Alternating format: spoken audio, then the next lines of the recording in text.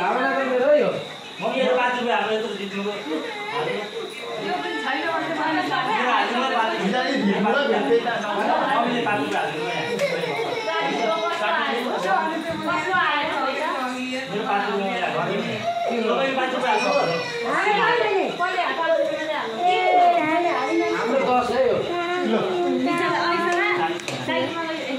माथि जान भाइ माथि गर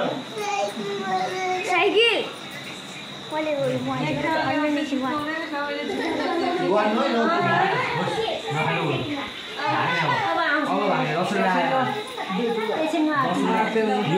यो सबको आउँछ कि एकछिन समय हो